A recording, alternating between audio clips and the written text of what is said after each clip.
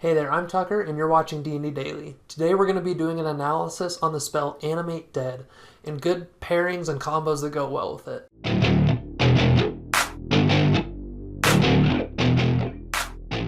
This video was recommended by one of our subscribers, Topher, who's so legendary that even Zapdos is jealous. So the spell Animate Dead lets you choose between zombies and skeletons to make somewhere between a few undead up to a full-on horde. We can choose between these undead to make some skeletons, some zombies, all of one, all of the other. Both have their strengths, and choosing a mix isn't bad either. Here are a few spells or other things that can make your undead shine in one of your sessions. So starting out, things that pair well with our zombies. Our zombies' best thing to do, best strategy, is for them to grapple somebody. They don't have a lot of health and they don't do much damage, so grappling is going to be a really good way to bring some control onto the battlefield. Because these zombies' best thing they have going for them is grappling, that's what we're going to try and make better. That's what we're going to try and enhance when we do these spell combos or these pairings. That's going to give them a little bit more oomph. It's going to make that grapple even more effective. So the first thing that we can do is make our target worse at getting out of grapples. The first idea that comes to mind for me is Hex. Hex gives disadvantage on strength or dexterity checks, so the chances of your target getting out of the zombie's grapples goes down by that much more. Because you can use strength or dex to escape these grapples, you have to choose whichever one they're going to be better at. So a big bruiser, you're going to choose strength. A little nimble person, you should probably choose dex, so that they have worse odds of getting out. The next idea I have for combos that would be really good with these grapples is going to be spells that make your target use their action to move so that zombies get to use their opportunity attack to grapple them. Spells that fit this profile would be Command, Suggestion, Dissonant Whispers, or Compulsion. All of these make the target use their action or their movement so your zombies get that opportunity attack, and they can also do a little bit of damage in the case of Dissonant Whispers. So all of these are just going to be really good, and they're going to be specifically making the enemy waste some of their resources and probably get grappled. Next is moving a target into your zombie horde. The first one that comes into mind is definitely Vortex Warp. Zombies are slow, so being able to move them to your target or move your target to your zombies is going to be awesome for positioning them and just making sure your zombies can actually get to their target rather than the target just running away and picking them off. It's also good to note that some of those spells that we mentioned before about getting opportunity attacks also can move them towards your zombies, including Command and Suggestion.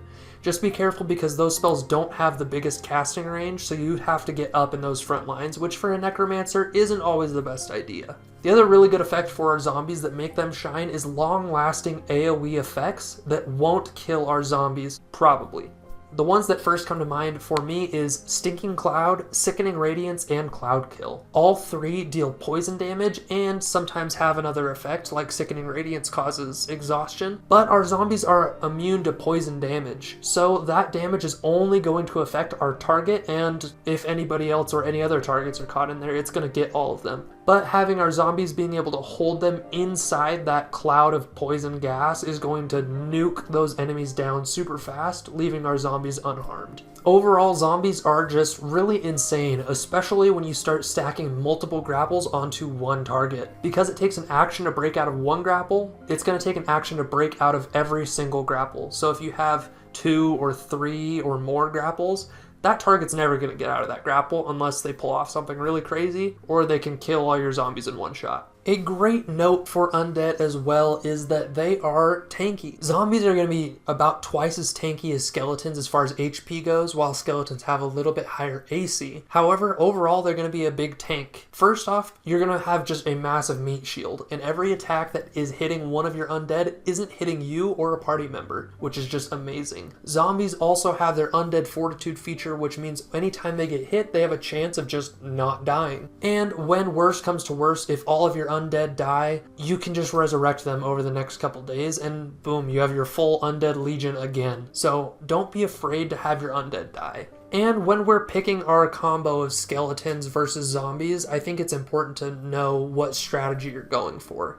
You can split it in between both, and they do work pretty well together with the grapples and the arrows, but I think giving one or the other, it just has pros and cons, so make sure to be wise and actually think through what you're picking. Moving on to skeletons. Our skeletons are mainly going to be archers.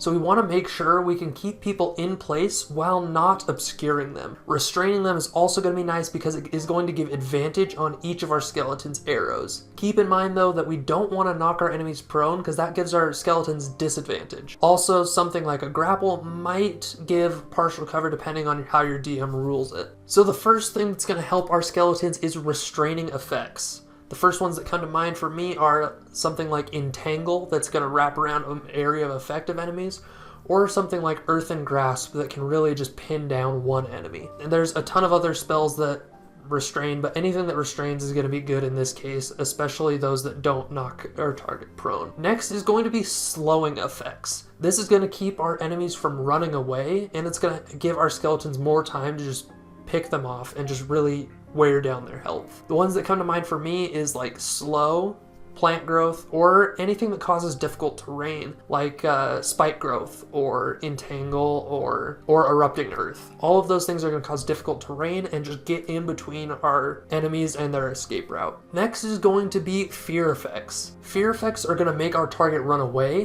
which is going to make it easier for our skeletons to pick them off while the target can't really turn around and shoot back. They're just going to have to keep running away while the skeletons can just keep eating away at their health. Things like this are the spell Cause Fear, or also abilities like Dragon Fear, Form of Dread, or anything else that causes fear. If you look in subclasses, there's actually a lot of these effects, so it pairs really well with a Necromancer. Another really good one is Obscurement spells. Now, you don't want to cast these spells on your target. You would want to cast them on your skeletons. So something like Fog Cloud or Darkness would be great because your skeletons can step out of the darkness or the fog, shoot an arrow, and then step back in. The only side note to this is it depends how intelligent your DM lets you run your undead. If he says they're not smart enough to pull off a tactic like that, then this isn't going to work. However, if you work with him and he does allow that, then that is going to be a great strategy that makes it so all attacks against your skeletons have disadvantage. Zombies and skeletons are also great for utility. For example, you can send one of your zombies or skeletons ahead of the party through a dungeon to stumble into any traps and trigger those so that your party just doesn't have to deal with it. So long as your body isn't completely destroyed, it can just be reanimated again and again and again. These zombies and skeletons are disposable and can be treated as such. Other ideas include throwing cloaks on your undead to make it look like your party is a lot bigger than it is. Or use your hordes in creative ways like making a human ladder or breaking down doors really quickly. Anything like this. But the sky is the limit, so be creative and there's a lot of things you can do. Infinite possibilities. Really, my biggest gripe with Animate Dead is that the different bodies should be different. Not all corpses are standard human. So all these different corpses of a Goliath or a Centaur can have different buffs if your DM's cool. If it's a race that's strong, like a Loxodon, a Goliath, an Orc, or a Minotaur, maybe they could have proficiency in athletics or a higher strength score. If they're a fast race like a Centaur, a Wood Elf, or Leonin, maybe they're actually faster as an undead servant. That kind of idea is what I'm going for here. And these things, I don't think they should be massive buffs because this Animate Dead's already really strong on its own. But your 9-foot tall heaping muscle of a zombie Goliath being just as strong as your puny gnome zombie just doesn't make any sense to me and doesn't come across as great. So make sure to ask your DM if you can implement some of these changes to make your zombie horde a little bit better and make it more of a downtime activity going to look for these specific corpses that could have these special abilities maybe. This is our analysis of Animate Dead. What would you do differently? What are other good spell pairings? What are ability pairings or what are item pairings? Anything you can think of that goes well with Animate Dead, make sure to put it in the comments below. We are D&D Daily. We release new content every single day all about D&D. So if that's interesting to you, make sure to hit that subscribe button and we'll see you tomorrow.